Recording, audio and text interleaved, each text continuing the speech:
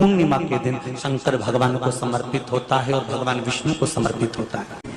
बैसाख के महीने में एक पकवान बनता है शंकर जी का। शिव जी के हाथ में त्रिशूल है, शिव जी के 3 नेत्र हैं, बेलपत्री में भी 3 बोलते जाओ पत्ती है।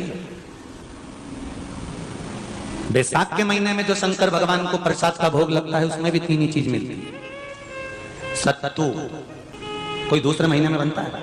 जम के तो बोलो नहीं। कब बनता है? यही बैसाख के महीने में।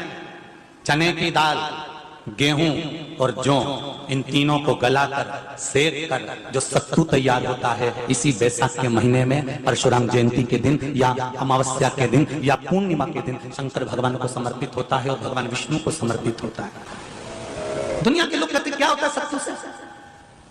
सास अपनी बहू से कहती है बेटा सत्तू बना ले, थोड़ा सा सत्तू बाजार से ले आना, 10 रुपए का खरीद कर ले आना। आज सत्तू, आज अपन पूजन करेंगे सत्तू की, अक्षय तृतीया है, थोड़ा सा पूज देंगे, थोड़ा सा भगवान को भोग लगा देंगे, सत्तू का लड्डू बना लेंगे। बोलो रही चीज सही है कि गलत है? बाजार में भी सत्तू मिलता है तो बच्चे कहते हैं, बहुएं कहती हैं कौन खाएगा, काय को ला रहे हो, सत्तू का क्या काम है? और शिव महापुराण की कथा कहती है, स्कंद पुराण की कथा कहती है, जिस समय पर बैसाख के महीने की सुंदर अमावस्या का दिन था, उस दिन माता पार्वती शंकर भगवान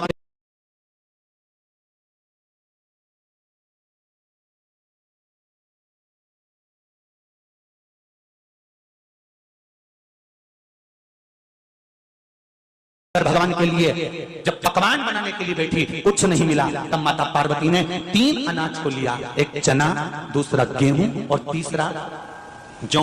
इन तीनों को भींग रहे थे, उसको लेकर आए गंगा जी में से, उसको सेक कर माता ने अंगीठी पर और उसका जो सत्तू बनाकर शिव को दिया। शंकर भगवान ने कह दिया, सुन पार्वती, ये सत्तू नहीं, ये मेरी औषधि है। बैसाख के महीने में जो खाएगा वो जिंदगी भर रोएगा नहीं, शरीर से स्वस्थ होगा। अब उसको लोगों ने हंसी खेल में ले लिया, सत्तू का क्या काम, मम्मी हम नहीं खाएंगे, बड़ा बुरा लगा। शिव जी का एक एक चीज बैसाख के महीने में पियो बेल। बेल मतलब समझ गए? बेल का रस। बैसाख के महीने में पियो बेल और शरीर को रखो ऑलिव बेल। शरीर बेकार नहीं है, शरीर बेकार नहीं हो सकता। अब शिव आराधना तो करो। हाँ, जिंदगी की मोड़ पर शंकर परीक्षा बहुत लेते हैं, बहुत परीक्षा। एक सुंदर संवाद आता है स्कंद पुराण, शायद आप लोगों ने सुना होगा, सुना हो तो भी सुन लो, नहीं सुना हो तो भी सुन लो। कांकी नगर में राजा श्रियाजी रहते थे, उनकी धर्मपत्नी का नाम था चांगुणा। क्या नाम है उनका? चांगुणा। चांगुणा शिव भक्ति में लीन रहती थी, उसे शंकर की भक्ति के सिवा कुछ सुहाता ही नहीं था, शिव आराधना के सिवा उसको कुछ भाता ही नहीं था। दिन भर शंकर की शरणागति करना, शिव का स्मरण करना, शिव भक्ति में डूबे रहना। शंभो शंकर कह रहा है, माँ उमा से, माँ पार्वती से मेरा महेश कह रहा है, मेरा बाबा भोलेनाथ, मेरा बाबा विश्वनाथ, मेरा त्रिकालदर्शी कैलाशी अविनाशी कह रहा है कि हे पार्वती, एक बीला, एक बेल जो मुझे समर्पित करता है, और समर्पित करने के बाद उस बेल की महत्वता देखिए, जो बैसाख महीने में बाबा शंकर को जो चढ़ाया जाता है, और 1000 अश्वमेध यज्ञ का पुण्य फल हम प्राप्त कर लेते, मात्र फल चढ़ाकर, मात्र फल चढ़ाकर। हे पार्वती, संसार का मनुष्य जब मुझे वो बेलपत्र समर्पित कर, वो बेल का फल समर्पित करता है, पार्वती वो फल जो मुझे चढ़ता है, फिर मैं भले नर्मदा के जल से निकला हुआ कंकर शंकर क्यों ना हूं, फिर चाहे मैं गंगा के जल से निकला हुआ कंकर शंकर क्यों ना हूं, चाहे फिर मैं यमुना के जल से निकला हुआ कंकर शंकर क्यों ना हूं, चाहे मैं सरयू के जल से निकला हुआ कंकर शंकर क्यों ना हूं, चाहे मंदाकिनी के जल से निकला हुआ कंकर शंकर क्यों ना हूं, ए पार्वती, फिर जो भी शिवलिंग पर वो बेल समर्पित होता है, वो बेल उठाकर जीव अपने कार्य में ले सकता है। ये माँ उमा से कर। तो उस बेल की महत्वता जानेंगे। अब अपन उस बेल को जानने के लिए वापिस स्कंद पुराण में चले, तो स्कंद पुराण में लिखा हुआ है कि जो बेल बैसाख के महीने में शंकर को चढ़ाया जाता है, वो बेल का फल उठाकर रख लिया जाता है। बैसाख के महीने में उस चढ़े हुए, बाकी का आपको बेल का फल खाना हो तो बात दूसरी, पर चढ़ा हुआ जो बेल का फल है वो पूरा बैसाख नहीं खाना।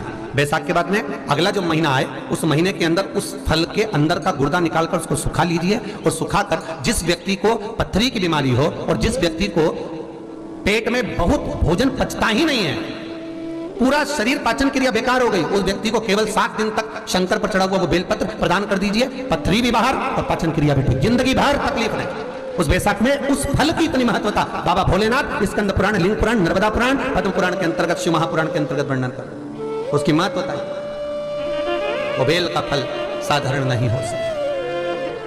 अब मंदार का जो पुष्प होता है, आंकड़े का जो फूल होता है, एक सफेद कलर का भी होता है और एक गुलाबी कलर का भी होता है। देखा है आप लोगों ने? बोलो, जम के बोलो, देखा है ना? गुलाबी कलर का जो पुष्प होता है वो आप मंदार का, आंकड़े का जो गुलाबी कलर का पुष्प होता है आप टीवी पे देख रहे होंगे, एक सफेद देख रहे होंगे, एक मंदार का गुलाबी फूल, नीला कलर का फूल देख रहे होंगे। जो नीला कलर का जो पुष्प होता है, गुलाबी कलर का जो आंकड़े का फूल होता है, प्रयास करना जब किसी विषम परिस्थिति में फंस गए, विषम परिस्थिति, जब आपको लग रहा है कि मुझे बहुत भय लग रहा है, कुछ बुरा होने वाला, आपको लग रहा है आज मेरी उल्टी आंख बहुत फड़क रही है, कुछ गड़बड़ होने वाला, आपको लग रहा है मेरी सीधी आंख फड़क रही है, कुछ गड़बड़ होने वाला, तब केवल वो नीला जो गुलाबी पुष्प है मंदार का, उसको कहीं से लाकर शिवालय में अशोक सुंदरी वाली जगह पर स्पर्श कर कर शिवलिंग पर आप चढ़ा दीजिए। आपकी विषम परिस्थिति कैसी भी होगी वो रास्ता बनाकर बाहर निकल जाएगी, आपको फंसना नहीं, परेशान नहीं। मंदार आंकड़ा, सफेद आंकड़े का पुष्प भी भगवान शिव को समर्पित होकर, जैसे बेले के फल का गुर्दा, बेल का जो फल होता है, बेलपत्री का फल, उसका जैसे गुर्दा, उसके अंदर का जो भाग होता है बेल का, वो गुर्दा,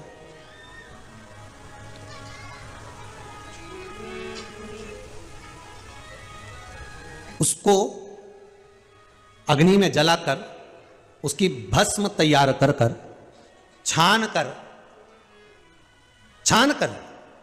जब जब आपके यहां विद्वान ब्राह्मण शिव जी का अभिषेक कराते हैं, पूजन कराते हैं, तो उसमें लिखते हैं पूजन के साहित्य में बेलपत्री, धतूरा, दुर्वा, ये उसमें नीचे लिखेंगे भस्म।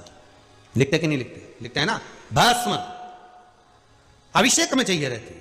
तब उस भस्म का थोड़ा सा भी भाग आप अगर शिव को समर्पित कर रहे हो तो ये जान लें कि शंकर मनवांछित फल प्रदान कर रहे हैं, शिव फल प्रदान कर रहे हैं।